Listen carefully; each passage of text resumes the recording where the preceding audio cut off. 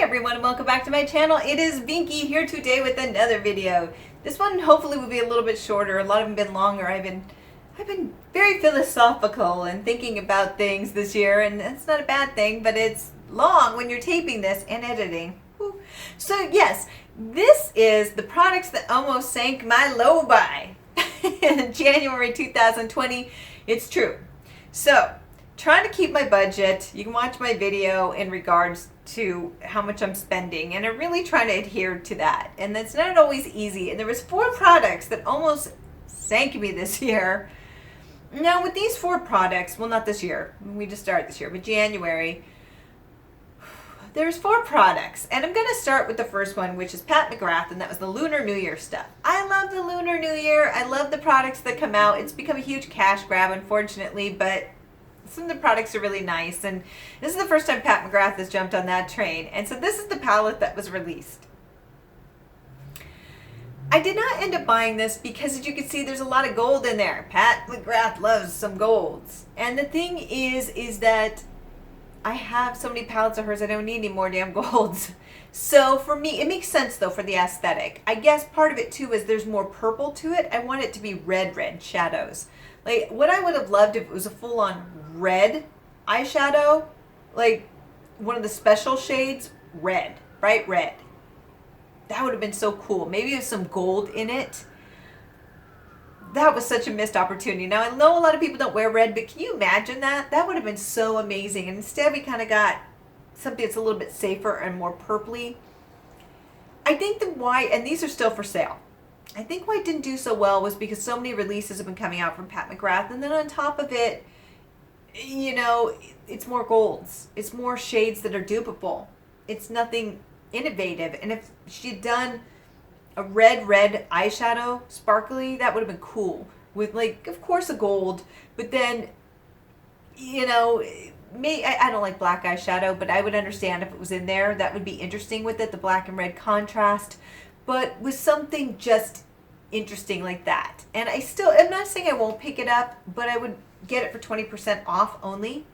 I would not pay full price for it. I'd love it if it went on sale, because it's not selling out. It's just people don't have interest. I think people are burnt out in all the releases, the items that were limited edition that ticked off a lot of people. It's a way to make people get angry against your brand, and on top of it, the same kind of shades over and over. So right now, I'm on the fence. I may get it, I may not. If I didn't get it, I would be heartbroken because I'd probably forget about it. So yeah, this one right here. The next one is Beautylish. They had the Lunar New Year brush, Year of the Rat. This thing's freaking adorable. So here's the thing. I really wanted it until I found out that it is animal fur hair, and I don't like to do that. I am not a vegetarian. I actually have to eat meat because I get anemic a lot, and so my doctor's like, you need to eat meat. I don't like meat. I hate meat. I actually really do. Ever since I was a little girl. I pretty much only eat fish, so I'm mostly a pescatarian, but I do eat poultry here and there. I'm not going to lie. I don't eat anything else. So that's how I've been since I was a child, like starting around 5, 6. I remember this. I don't like meat. But I have to have it. And even then I have it, and my doctor's like, you need to eat red meat. I won't do it. So I just get anemic because I just don't want that stuff. I don't like meat. But I do eat it. I have no problem with leather goods or fur goods being created if it's being used, the whole animal's being used. So if there is a place where animals go, the slaughterhouses, let's be real here, I'm not going to sugarcoat it, and then they give that stuff to somewhere else to be used, I'm 100% for that. So I'm not against animal hair brushes. Here's the way that I'm not. If it's coming from a slaughterhouse and it's being used and the meat is being eaten and everything else is being eaten, I'm 100% for it. Not 100%. I hate saying that because it's like, people will see this wrong, especially people who are cruelty-free and things. But the thing is, people are going to eat meat. You're never going to wipe that out. So my issue with it is use it all. Use it. Don't throw stuff away. Don't be cruel about it. Whatever, you know. It's such a difficult thing. It really is. But I don't want things being wasted. You know, what I love about the Native American culture here in North America was that when they would take an animal's life, in a lot of the different, there was many different Native American groups, but a lot of them would praise that animal and send thanks to it through ceremonies and things because it gave up its life for them to survive. We're not in the same situation. We're not living in the prairie. We don't need it to survive. But people aren't going to get rid of meat. So what I'm saying is that I just want things to be used. I want people to appreciate it. I don't want things being used just to be slaughtered for its fur. That's not right. Or for leather. But if it's going to be used and you have the animal, use it. But there's no way to know if that's what's being done. We have no clue if it's like, oh, this is sourced from that. Beautylish says it is. It's cruelty free and it's done in a way that isn't cruel to the animal, but I don't know how that is. You know, it's like, are you brushing it? I mean, I don't know. That's a lot of work. You know, also these animals put in crappy situations. Even if that is the case and you're shaving fur from a squirrel, you know, it's still in a crappy cage and stuff. So that was my difficulty. I don't know. And so I definitely want the brush. And, you know, I contacted them and they said, no, it's cruelty free. But I don't know how it can be cruelty free. And they're not really breaking it down. So I was going to buy it, had my finger on the trigger, and then it sold out. And I was like, you know what? Maybe it's best, because I was conflicted. So, yeah. It's just like, I wish they would do synthetic ones. I really do. And it would be cheaper. But people want the luxury, but I'm like, I don't know. So this one was a tough one. It was like a moral dilemma back and forth. It really was. So yeah, now you got to go into the mind of me and how I work. So yeah, it's difficult. It's complicated. Moving on to something that's better to discuss, easier to discuss, is the other one was the Cleonade. Cleonade, yes, their stained glass collection. I have a few. I got to do a video on it. I have quite a few of their shadows. This is the first time they've gone on sale. And I was like, I'm going to buy some. And all the best shades were gone like that. The ones that I've been waiting for always sell out. And I was like, something I got frustrated. There's still some that I wanted, but I was frustrated with it. And I get it. It's popular. So good for them. It's an indie brand. Good for them. These ladies are making bank, I hope. Because you're doing a nice job. Working hard. And it's just, I had like $95 in my basket USD, and I wanted to do it. I was just about ready to pull the plug on it, just go boop, and then I saw $15 shipping fee. $15 is quite expensive. Now I don't know how much it costs to ship to the US, but $15 seems like a lot for shadows that come in a box this big. And so for me, and they know what they're doing with customs and stuff. It's possible it costs that much, but I've gotten stuff from Australia that was like $20. So I'm like, that's coming from all the way across the world. So for me, that's one of the reasons why I didn't do it, was because in the end, the shipping was $15, which even, that's in Canadian, but even USD, it's expensive for what it is. I'm like, I can't. So that was one of the reasons. I just, it's not that I wouldn't buy them again. I definitely would. It's worth it. Their stuff is great. But then the other thing that got me is the Pat McGrath individual shadows in her 10 pans cost less than these individual ones, some of them. So I'm like, okay, that was another reason why. And I said, you have a whole bunch of them. You have a whole bunch. Why don't you use some of the ones you have first and then add to the collection? And I love these. These shadows are worth it to me. They really are. If you have not used the Cleonade stained glass collection, they really are that good. This video is to talk about my justification for why I didn't sink my low buy, and this is why. Would I buy them again?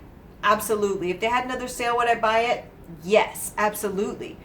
Their stuff's good quality and very responsible owners, very responsive. If they're falling behind, they let their clientele know what's going on, and I love that. And they're very, very nice, very, very sweet ladies, because I've interacted with them. They wouldn't know who I am, but I have, and great company. Really responsible, wants to work harder at improving, getting stuff out, and they're just smart. Like some people with indie brands, even their customer service is kind of, and it's like, these are who are paying your paycheck. These ladies get it. They do, and they really work hard. And so in no way am I slamming anything. It's just my justification for why not. So then there is one other thing. There was 4 items. This is the 4th. This is Bite Beauty, and anyone who watches my channel knows probably my favorite lipstick brand is Bite Beauty, and their stuff is expensive. They re-released their new line. I think it's $26 a piece for their new lipsticks. And last year or the year before, I would have probably bought 10. And that would have been $260. I would have bought 10 right there and gotten all excited and loved them. And I love their products. This year I didn't buy any because they were full price. And $26, and you get about this much lip color in there because it's in those pencils. That's ludicrous. It's ludicrous. This much for $26 is not for me. So I'm hoping some of these lipsticks, they're releasing bullets here soon. I hope some of those lipsticks go to the bullet line because to me that's more worth it. I'll pay $26 for a full bullet. That doesn't mean I won't buy some of these. I'll wait for 20% off, and even then it's still a little outrageous. But there's about 8 colors that I'm eyeing. Yes. The 20% off and breaking it up in the next, 6 months, it'll be more affordable. I'm looking at getting a bonus here soon. If that's the case, I may spend it because I'm not putting that into how much I'm spending because that's money I wasn't expecting to get. So I may do it. I'm still thinking about that. I'm new to this year. So yeah, but these colors are gorgeous. There's some gorgeous colors. It's just the reason why I didn't do it was there wasn't a lot of product in it, and I think it's overpriced because most of it is plastic and then a little bit of lipstick in there because I have the other ones. And I can't really justify that right now, especially when I'm on a low buy. So I did not buy any, and it was hard. It was so hard. And the reason why I'm doing this is because if you're in a low buy, you have to see what are the things that are giving you that gut reaction. And 2 out of the 4 I had in my basket. I was ready to hit pay, and I didn't do it.